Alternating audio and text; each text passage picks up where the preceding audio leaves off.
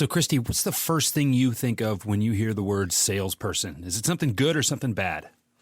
Oh, well, given the fact that we work with salespeople every day, it's always something good. But I know that's not always the case for everyone else. Well, why isn't it always the case? I think we should talk a little bit more about that. Oh, see, Glenn Ross, that movie actually ruined it for all of us. Always be closing is the worst sales advice I've ever heard. So, yeah. Makes it think like we're all sitting in a back room, drinking coffee like crazy, and doing everything we can to manipulate the sale. That is not what salespeople do.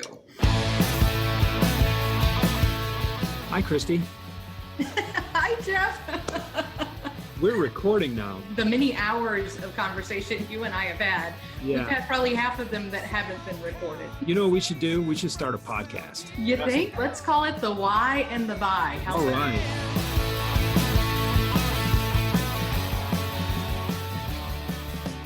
And welcome back, everybody, to The Why and the Buy. Christie, how are you today? You want to talk a little bit about salespeople and reputations? I always want to talk about sales. And I love the fact that we're going to talk about salespeople and reputations because this topic hits near and dear to my heart. I think we get a bad rap as salespeople, and I think a lot of people are afraid to become salespeople because salespeople get a bad rap. I was. I think most people reluctantly fall into careers in sales, and I certainly did. We've got Paul Watts on today to talk about that. Before we get to our conversation with Paul, I want to remind our audience that today's episode is brought to you by the Gittimer Learning Academy. When it comes to selling, 99% of your success is going to be tied to fundamentals, and that, the Gittimer Learning Academy, is a platform for selling fundamentals, foundational principles, and all the things that can either make or break your reputation as a great salesperson. Paul Watts is joining us all the way from Calgary, Alberta, Canada, and he says he's getting snow up there. And he's braving the elements to join us anyway. How are you today, Paul? I am very well, Jeff. Thank you. How are you? Oh, I'm doing great. I don't have 23 inches of snow falling on me imminently, so I don't know about you, but I don't do much in the snow. Snow just means that I can't do the stuff that I want to do outside. So aside from it giving me an excuse to not go to the gym so I can clear it from my driveway and everything else, the kids have fun in it, I guess. But man, 2 feet of snow at a time, I can't imagine. Oh my gosh. Paul, I live in Atlanta. 2 inches shuts us down. So 2 feet, I can't imagine. Well, we're expecting over 60 centimeters of snow over the next few days, so I'm looking forward to it. Actually, it means we're going to have hopefully a white Christmas here, so that should be nice. I know my children have been praying for snow, so it looks like their prayers have been answered. Does it make it any more difficult for Santa to come when there's 2 feet of snow versus when there isn't? No, that man gets it done. If Santa's been organized in the run-up to Christmas, I think it doesn't. But I know certainly in Alberta and in particular in our little town of Okotoks, Santa may have some last-minute running around to do. Well, it's interesting you talk about organization because our theme here on the Why and the Buy for January is purpose and knowing what your purpose is. And the reason that I wanted to have you, Paul, is because I've heard you on the Sales Reinvented podcast. And if Paul's voice sounds familiar to you listeners out there, that's because you may have heard him. He's got a fantastic podcast about selling. It is, it's really, really good. It's very well produced. It's very well organized, and there's a theme to every episode as well. And so I really wanted to have you hear about purpose, but preparation is part of that. Understanding your reputation is part of that. And, you have a goal, a mission in life. I've not seen anybody who's got a clearer mission, especially in sales. You want to make sales a respectable profession. And I probably misquoted you there, and I know you can do better at that, but the gist of it is the same. So tell us why you started the Sales Reinvented podcast. Well, Jeff, first of all, thank you for tuning in, and thank you for the plug for the show. In terms of why we started the Sales Reinvented podcast, it was exactly for the reason that you just described. I have been in sales not my entire career. I actually started my career in engineering. But when I started out in sales, I still remember to this day, the day that I told my mother that I was leaving engineering to move into sales. And I can still hear her heart break when I shared that with her, because I know she had a very poor opinion of sales and selling as a profession. So I spent the next 20 plus years in sales, and I just loved it right from the very outset. And I think I realized right from day one that we get to go out and help people and solve their problems as part of our day-to-day activities. So for me, selling was always an honorable profession, but whenever, you would go and meet new people and they'd ask you what you do for a living, you could see them cringe when you told them that you were in sales. So I think I've been fighting that stigma my entire career. And the idea behind, or the premise behind the Sales Reinvented podcast was to change that negative perception of salespeople and ultimately make selling a profession to be proud of. So where do you think that comes from, Paul? What is that cringe feeling or that cringe response that people might have to a sales profession? I think everybody out there has experienced the salesperson who is not really selling the way that we as sales professionals sell. I think we've all experienced that salesperson who's using manipulative and coercive and aggressive tactics to try and secure a sale. And I think anybody who's experienced that is left feeling with a sour taste in their mouth about what selling really is.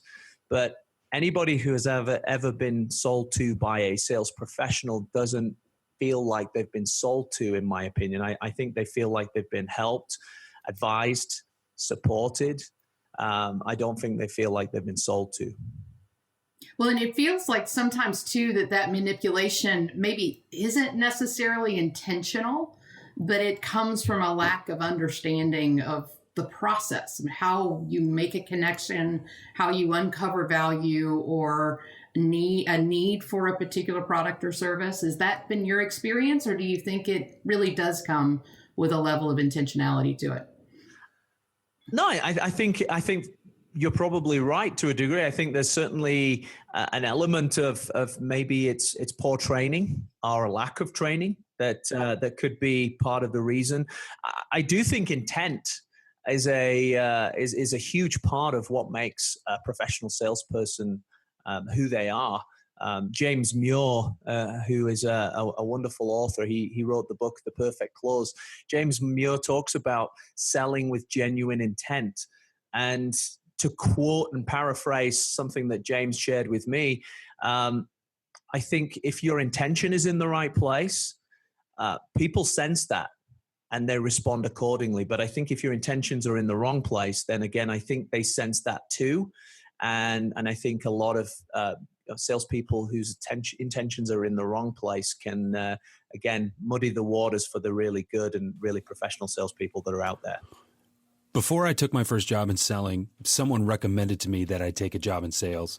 And I looked them straight in the face and said, I don't think, no, that's not me. I'm not that kind of guy. I don't think that's going to be a good fit for me. You go through the interview process. Hey, what the heck? Let's give this a shot. If it sucks in a year, then I'll quit and do something different. 13 years later, here I am. But, what's interesting is, just a few years ago when I decided to go into business for myself, training other salespeople and really helping to mentor and coach them along the way, I told my mom that I was going to do this. And she said, all right, so are you, she said, you're going to open your own business? I said, yeah. She said, are you afraid your friends aren't going to want to hang out with you anymore? And I said, no.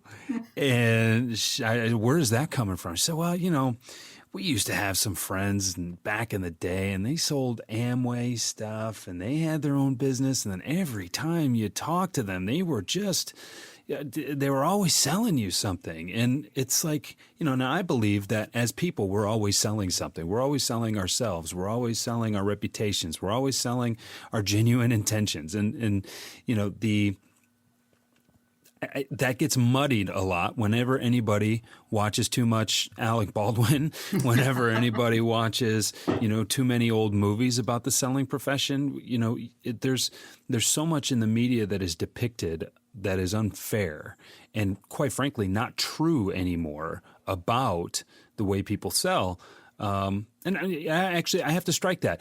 Quite frankly, it is still true. And the fact of the matter is that we're trying as a profession to move away from that, because for so long we've been taught that selling is something you do to somebody. And I've never been able to succeed that way. And that's why I was frustrated the first better part of a year in my career, is I felt like I had to do it that way. And as soon as I got permission, essentially, to do it the way that I felt was intuitive to me, that I knew would be more effective, it's amazing what happened. I succeeded. And I think salespeople need to get that reputation out of their own brains and mindsets before they really start to, approach or pursue a career like this. I think you make a great point, Jeff, and it's interesting. Having started my career in engineering and then moving into technical sales, what became apparent to me very, very early in my career is that the consultative sales process is almost identical to the engineering process. When you think about how an engineer works, in order for an engineer to be able to solve a problem, they first must need to understand the problem. So in order to understand the problem, they have to ask great questions. They have to drill down to what they believe is the root cause of the problem, and then, and only then, engineer and design a solution to solve that problem. And when you think about how consultative selling works, it's exactly the same process. If you were to cover up the titles of those two processes, the two are the same. So I think for me, I was lucky enough, because of my grounding in engineering, to start my sales career with a consultative approach. And I think that has helped me throughout my career realize the true meaning of sales, which is to go out there and help people.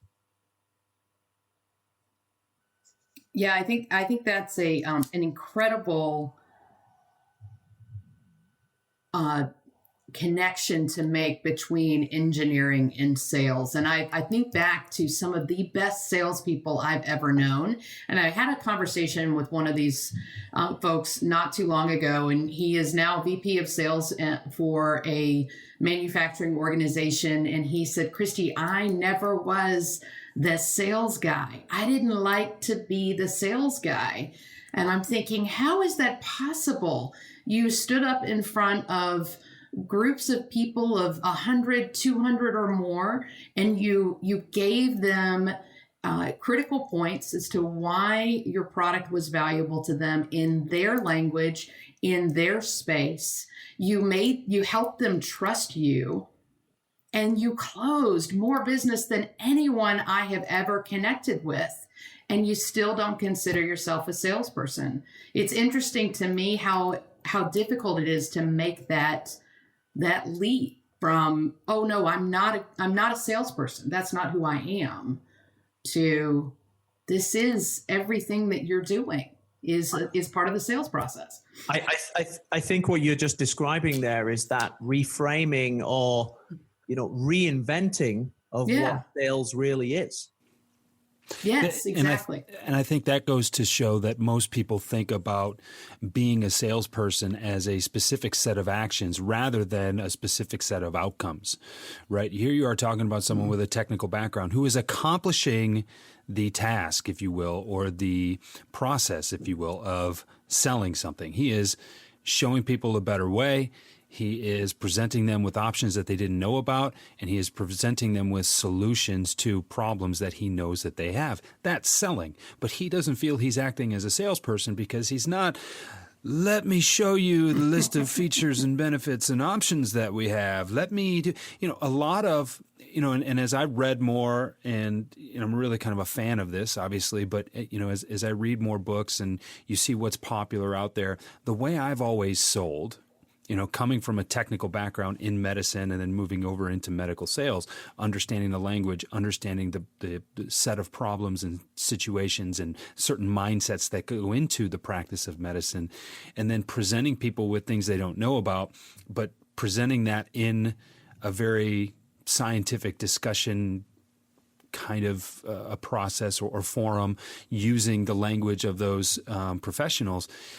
the way that I sold intuitively as a professional was very much written and demonstrated for people in the Challenger sale. When I read the Challenger sale, it read like my biography. I'm not trying to take more credit than maybe I deserve for that, but that just was the way that I intuitively sold. And I think that's why that method is so, or that mindset is so powerful and is so relevant and is so relatable to people, is that you're really just presenting people with new solutions to problems that people know they have, but they're not aware that the solutions are there. And so you become an educator in that regard, and not just someone who's saying, look, you don't know about this thing, but you need it. And as soon as I can convince you that you need it, then you're going to give me your money. And it's a kind of a short circuiting of that. And, I don't like to feel ignorant. I don't like it when people make me feel dumb. And I especially don't like it when they twist my arm and, try to make me give them money. But if I can show them something with genuine intent that is a genuine solution to their problem, and then disconnect myself from the result, look, I've done everything I can. I'm going to give you these options. If you choose to go another way, that's on you, but I've given you the options. And if you don't want it, somebody else does, and I'm moving on. That is where salespeople failed in the past, is that you're not leaving this used car lot on foot. You're driving off this car lot. I don't care what it is. You know what I mean? Like there are a few big concepts at work. You know what, Jeff? It's interesting because I think you've hit on two key things there that I would ask organizations and salespeople themselves to consider. So the first is I would ask people to consider, how do they view themselves? I mean, what does your business title say? If your business card says you're in sales, if your business card says business development representative, account manager, territory manager, sales representative, sales executive, that card is telling the people that you are meeting and that you hand that card to that you are going to do what to them. Mm. And that card is driving a behavior. Right. Now, I would suggest if your card said that you were a specialist in a specific field, or you're a consultant, or you're an advisor, I think that your title drives a certain type of behavior. I also believe that organizations' commission structures do too. I mean, we say we want our salespeople to be more consultative in their approach, but then we actually set a sales target for them to achieve, and we pay them based on the result. Imagine if we changed that around and actually paid them commission on the value that they brought their clients or the problems that they were solving for their clients. Imagine if we change that, how we might change behaviors and ultimately change perceptions of salespeople. I think that's a fantastic discussion. How would you go about doing that? Actually, I mean, and how would you go about doing that? Commission on ROI. I love that. How do you measure ROI at that point? How do you? I'm a fan of it. I mean, and I've seen discussions like this. I've seen you involved. I think I've been involved in discussions like this with you online, Paul, about this kind of a topic. I mean, it's very difficult to measure. I think what happens is when you present someone with a target to hit, you assume that they're going to take the most benevolent way sometimes to get there, and certainly the most effective way sometimes to get there. But, the idea of a quota is pay for performance. The problem becomes when that quota becomes deliver this number, I don't care how you deliver it, rather than somehow qualifying the effort, right? I mean, there are good customers, there are bad customers. Not all POs are equivalent, even if they're for the same dollar amount. Some customers, some clients are not going to be good. They're going to be always shaking you down. They're going to be, very high maintenance. And some of those clients are not good for the business. But if you're just quota driven, and I think that's where you're getting at here, if you're just quota driven, the wrong activities and the wrong clients will find their way into your process and into your company. How do you measure value provided? Oh, that's a great question, and I guess if I had the answer to that question, I would be much richer than I am today. I posed the question because I'm hoping that maybe one of your listeners may have some ideas and would be willing to share that with the rest of us. But I think the conversation that I've had around value was with a gentleman called Brian Halligan. And Brian Halligan, as you may know, is the CEO of HubSpot. And what I found revolutionary about Brian Halligan's approach to the way that he incentivized his sales team was that he doesn't incentivize his sales team to go and sell as much as they can. He incentivizes his sales team and his organization to provide and deliver as much value as they can to their clients. And that's how he's found a way to drive success through his business. And I think as more and more of these forward-thinking companies start to pop up and find ways to deliver value, and value is going to be different depending on what product or service you're offering, of course. But I think as more organizations find ways to deliver greater value to their customers, we're going to see new social evidence appearing within social media about the market will be driving business towards those people because of the satisfaction that they feel having had those kinds of value-based transactions with companies that think that way. So I genuinely believe that we'll see that change. And I think some organizations are already doing it. HubSpot would be a great example of someone who's doing this already. And as more organizations take that value-based approach, I'd like to believe that we'll see less and less of those manipulative and coercive tactics and more of the sort of value-based genuine intention coming into selling, which ultimately will be good for sales and salespeople's reputations. If you like us, tell us. Send us a message at The Why and the Buy on Twitter, or leave us a 5-star review on iTunes or wherever you got this podcast. Jeff and I are beyond excited that you choose to spend your time with us each week. We'd love to hear from you. And we thank you again for your support and for your connection. Well, I think it's almost got to come from a startup environment.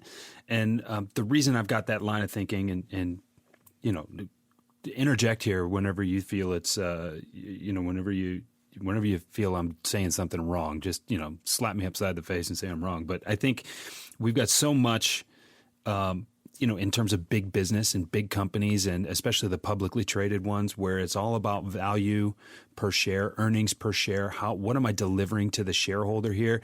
And the shareholder wants money. So it becomes about money from the top down. And then all of a sudden, what the shareholder wants more than money, and what Wall Street, what any stock exchange wants more than money, is reliability. And they want there to be some sort of comfort, some sort of dependability when it comes to what you're going to deliver. So, say that you're going to deliver 15 cents a share and you deliver 16 and you are a hero rock star. If you say you're going to deliver 28 and you only deliver 27 cents a share, even though you've almost delivered double per share, then, the other way around, you've under-delivered, and that conception is really the issue. And so what you get are fewer companies taking risks, et cetera, et cetera. But go all the way down, and the CEO wants her frontline salespeople to deliver a certain amount because the budgets are set based on that. And it all becomes about this reliability of, are you going to do what you said you're going to do?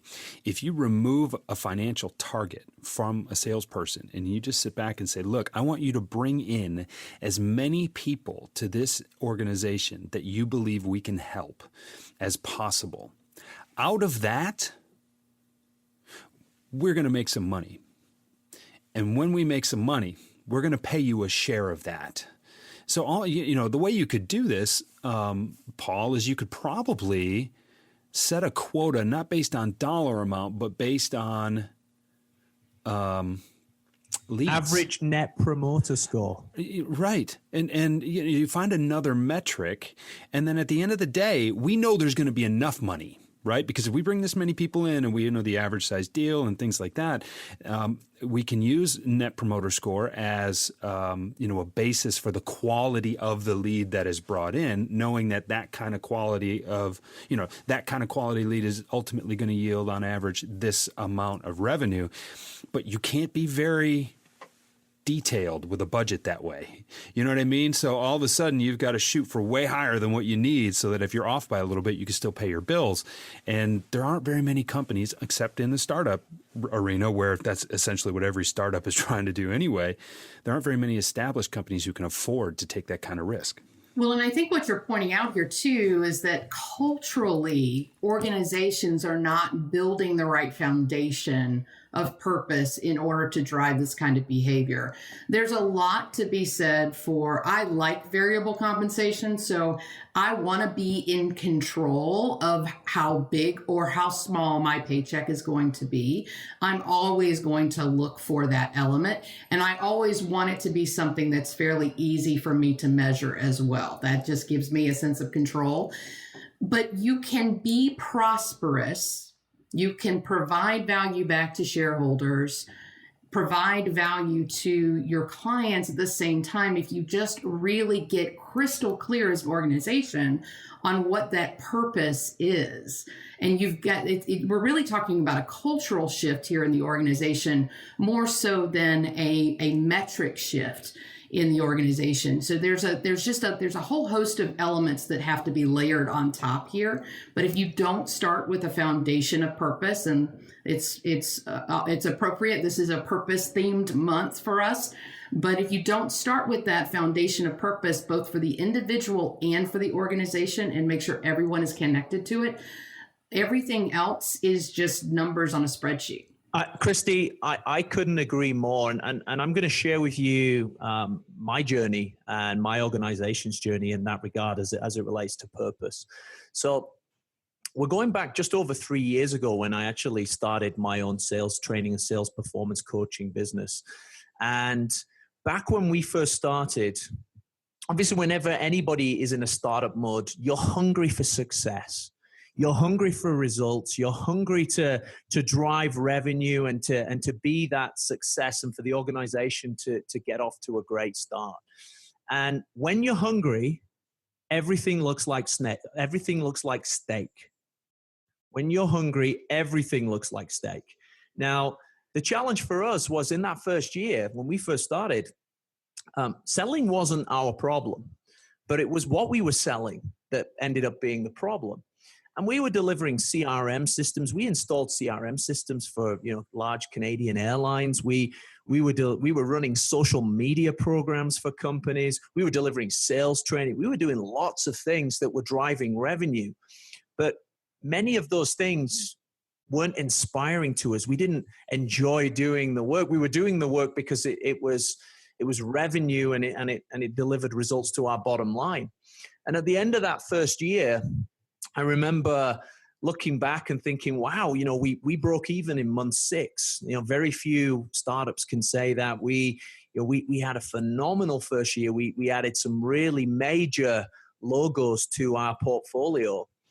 And we were reflecting on what do we need to do to be even better in our second year. And that's when we made the decision to bring in an executive coach. And the executive coach that we brought in sat us down and said, what's your mission? What do you stand for? What's your vision? And part of our executive coach homework was to read Simon Sinek's book, Start With Why. And, you need to build a mission for your company. You need to build a vision for your company, and you need to understand what your company's core values are. So I remember sitting down, staring at a blank piece of paper for hours, thinking, why are we doing what we're doing? I mean, what is our mission? How do you write a mission statement? So I started researching mission statements, and what it became apparent to me was that, I looked at some organizations' mission statements, and I looked at how they behaved, and I thought, well, you're not really behaving in line with your mission. And I started to realize just how important a mission's vision and value statements were to an organization's culture. I also started to realize that it was important for me to understand my clients' missions, visions, and values, because ultimately, if they weren't in alignment, would I be a good partner for them?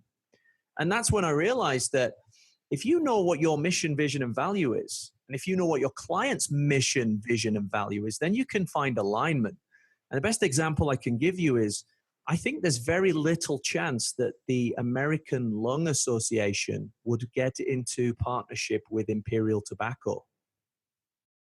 And I genuinely don't think that their two mission, vision, and value statements would be in alignment. So that's when I started to realize that not every piece of business is good business. And I think you alluded to that earlier, Jeff. We could have two organizations that provide us with the same amount of revenue, but is it really good business for our organization?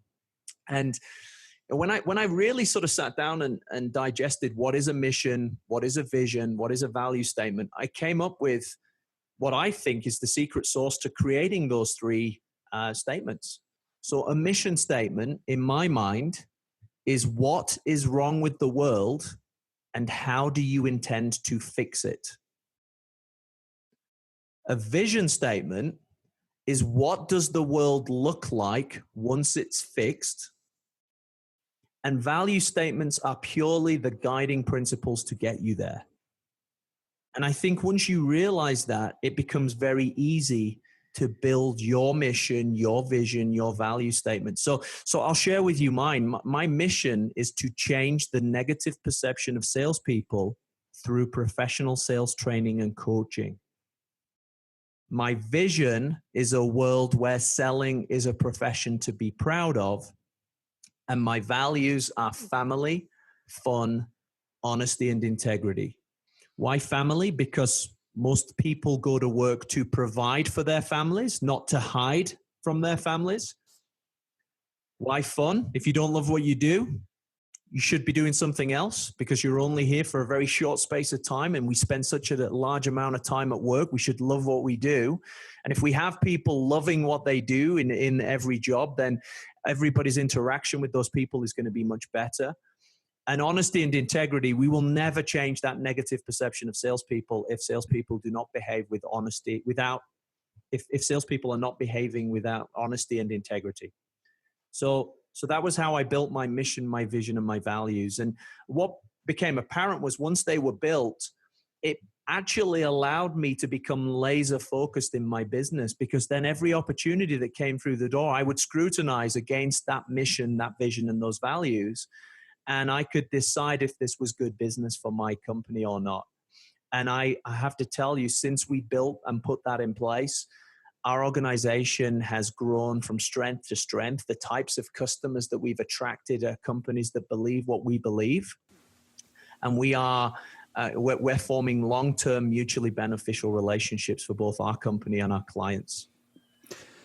I don't care who you are or where you're listening right now, but you needed to hear that. Yeah, I think we need to take that little segment and just put it out on YouTube and a couple of other places. That was, you could charge money for what you just took us through. That was amazing. I do.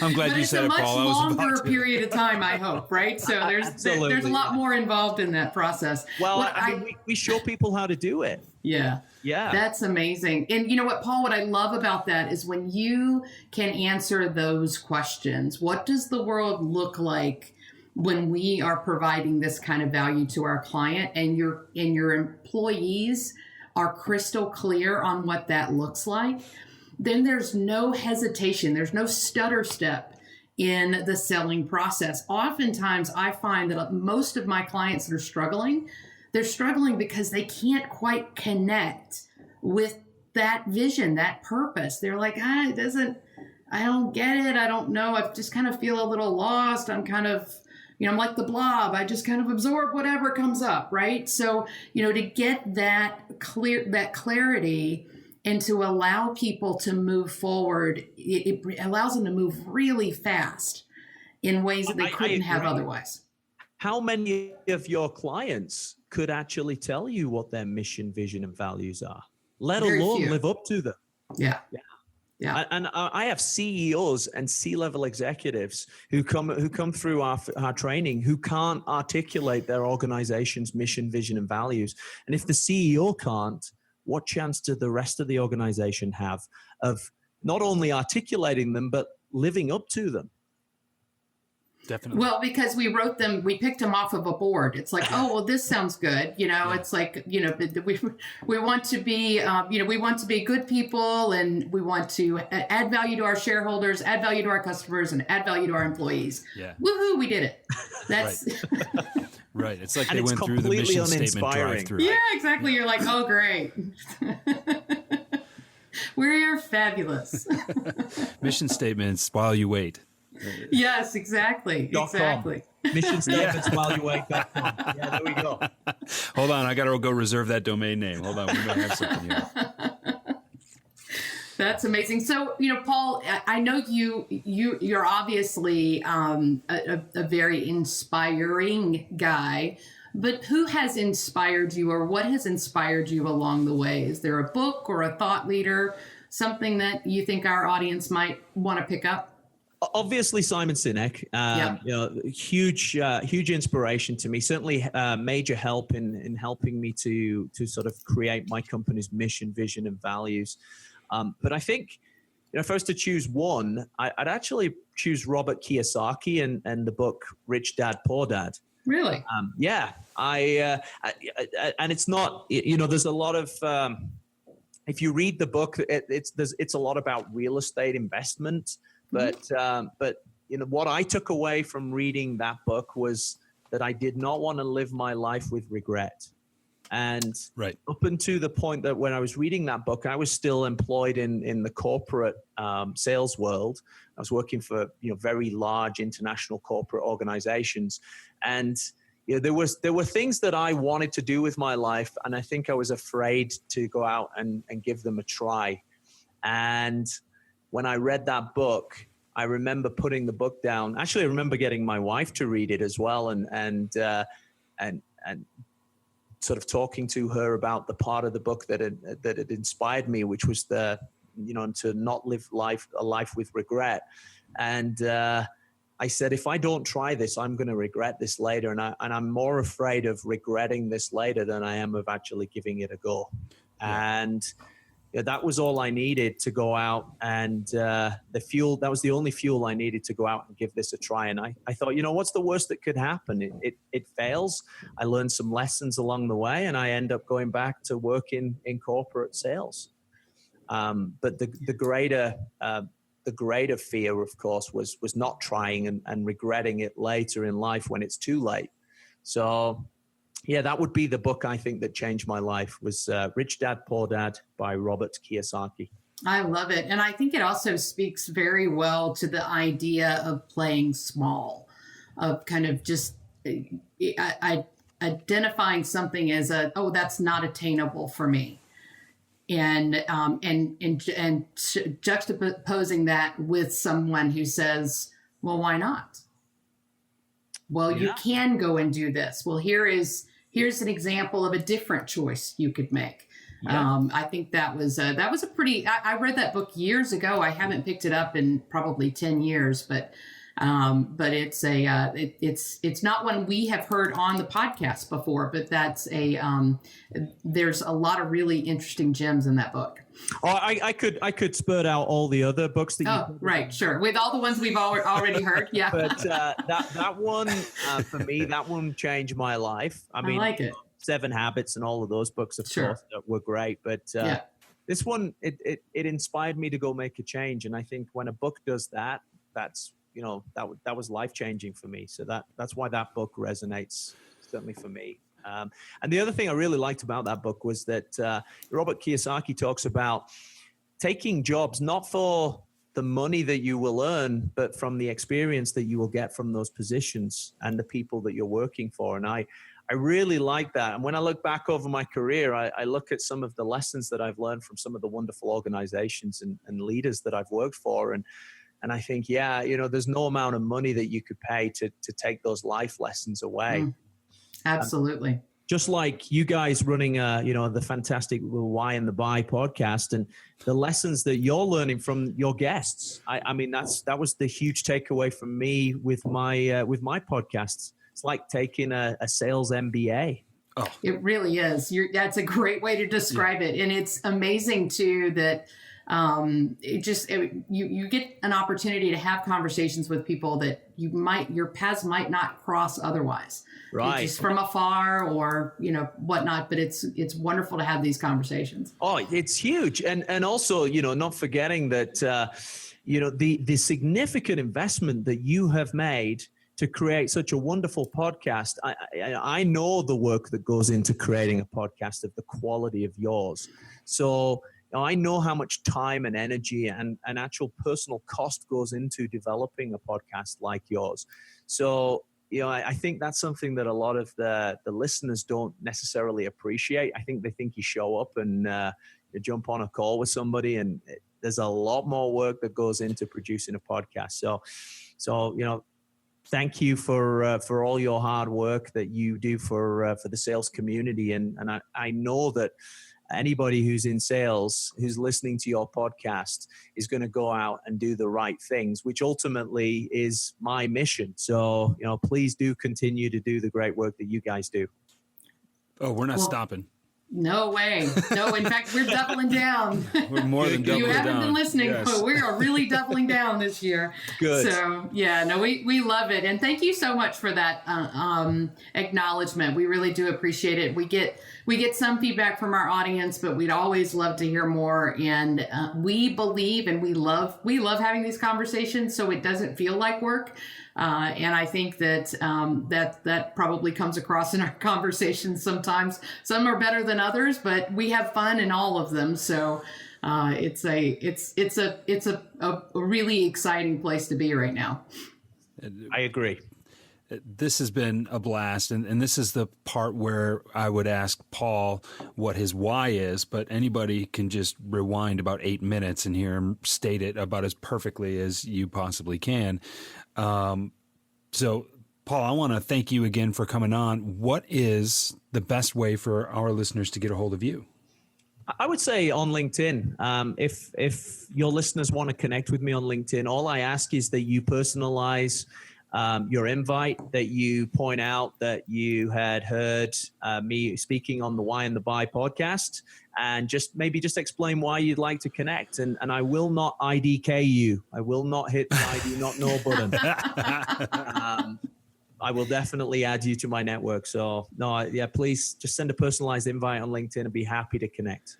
Yeah, absolutely. Paul's a great follow. I've run into him more than once on some of these discussions. And, what's nice is you have probably already seen him. If you're active at all on LinkedIn, you've probably already seen him in the content or the comments section, rather, because if there's a thought leader out there, Paul is undoubtedly connected to that person and is very active in those kinds of discussions. And I live for those discussions. I live to have people like Paul on this podcast.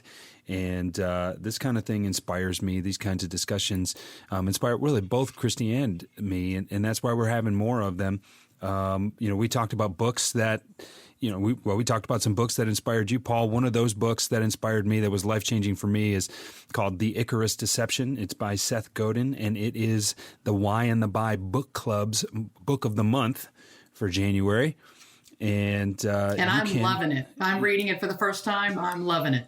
And you can go to thewhyandthebuy.com and sign up for our newsletter. It comes out once a month. And what we do as part of that newsletter is we will tell you what the book of next month will be, and also give you the details to register for our live podcast recording. That podcast recording is only going to go out to the subscribers, and you get an opportunity to participate in the book club and helping to communicate and really help other people understand what about that book means something to you. So it's our way to engage with our audience in a new way in 2018, and we're going to take a different book every month, and we're going to read them together. I mean, not like in a circle, sitting with our legs crossed or anything, but over the course of a month, we'll be reading the same thing. We'll have an acoustic guitar playing. Oh, yeah. I mean, whatever it takes, maybe a campfire. But so go to thewhyandthebuy.com, sign up for the newsletter, get involved, get engaged, and come learn some things with us. So yeah, it'll be fun. Paul, thank you so much for joining us. Oh, thank you for having me on the show. Paul Watts knows his whys more clearly than anybody I've ever known. I know. And when you know your why, your hows and your whats get much better. Thanks for joining us, everybody. This is The Why and the Buy. We'll see you soon. I told you once, I've told you twice. I told myself it doesn't matter. 99% of your success is rooted in your understanding and subsequent mastery of the fundamentals. I don't care what it is that you're doing. I was introduced to the fundamental principles of sales when I read Jeffrey Gitomer's Little Red Book of Selling back in 2005. I actually bought it and gave it away 4 or 5 times before I finished it myself. Now Christy and I want to give you something. All of those lessons and so many more are now interactive and available online, 24 hours a day, 7 days a week, 365 days a year on the Gitomer Learning Academy. It has never been easier or more accessible to invest 10 minutes a day in your sales success. Go to GitomerLearningAcademy.com to check it out and send us an email to gla@thewhyandthebuy.com and we'll get you set up with a free 2-week trial. Christy and I were looking for a house band for the podcast, and we were told the Roots were busy. So we found the next best thing. They're called Haskins, and they are gigging regularly in southeastern Michigan and all the time at haskinsmusic.com. Go check them out. You're listening to the Podcast Detroit Network. Visit www.podcastdetroit.com for more information.